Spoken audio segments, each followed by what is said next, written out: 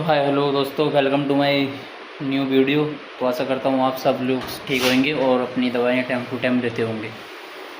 तो बहुत सारे लोगों के एसएमएस आ रहे थे और कॉल हुई, तो वो भाई ये लोग आईबीएस वाले बहुत परेशान हैं और ये कंफर्म नहीं कर पा रहे हैं कि हमको आईबीएस है या नहीं है। कुछ लोग ऐसे हैं जिनको आईबीएस नहीं है, फिर भी आईबीएस की मेडिसिन ट्रीटमेंट लेना स्टार्ट कर दी है। तो भाई मैंने पिछली इतनी सारी वीडियो में बताया कि आप पहले ये कंफर्म कर लीजिए आपको आईबीएस है या नहीं है, क्योंकि बिना आईबीएस कंफर्म किया आप आईबीएस की मेडिसिन लेना स्टार्ट कर रहे हो, फिर आपको रिजल्ट नहीं आएंगे, फिर आप बताओ कि ये लोग गलत बता रहे थे, गलत इन्फॉर्मेशन दी, फिर सबके बारे में गलत अफवाह फैलाओगे। तो भाई ऐसा ना करें।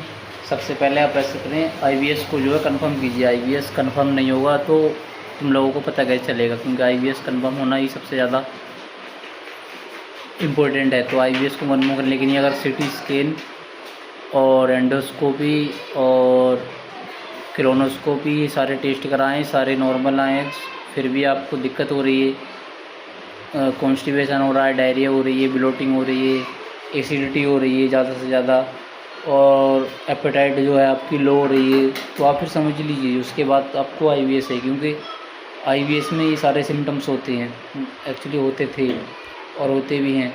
तो आप लोग जो है वो सबसे पहले ये कंफर्म कीजिए कि आईबीएस है या नहीं है, क्योंकि बिना आईबीएस कंफर्म किए आप ऐसे ही स्टार्ट कर देते हैं तो ऐसे कोई फ़ायदा नहीं है। फिर गलत अफवाह फैलाएंगे सबके बारे में, डॉक्टर के बारे में, और जो लोग बताने की कोशिश कर रहे हैं उनके बारे में गलत अफवाह बताएंगे। तो ऐसा ना करें प्लीज़।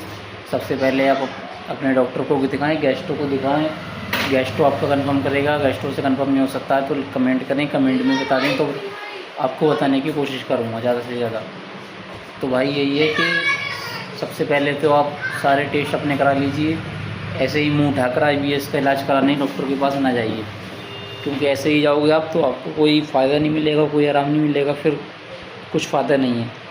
तो आप जाओ, पहले एंडोस्कोपी कराओ किसी अच्छे डॉक्टर से, कोलोनोस्कोपी कराओ, ब्लड टेस्ट कराओ और सोनोग्राफी कराओ, अल्ट्रासाउंड वगैरह कराओ। उसके बाद ही अगर आपके सारे रिपोर्ट्स नॉर्मल आ रहे हैं फिर आप समझ लीजिए आपको आईबीएस ही है।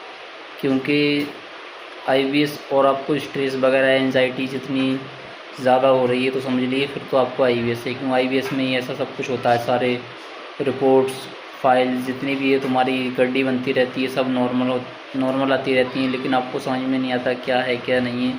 तो उसके बाद ही आप कंफर्म कीजिए कि आपको आईबीएस है। अगर आपको समझ में आईबीएस नहीं आ रहा है तो फिर कमेंट कर दीजिए या एसएमएस कर लीजिए, व्हाट्सएप पर एसएमएस कर लीजिए, अपनी रिपोर्ट्स वगैरह सेंड कर लीजिए। अब तुमको बताने की कोशिश करी जाएगी। ठीक है, थैंक यू, ओके।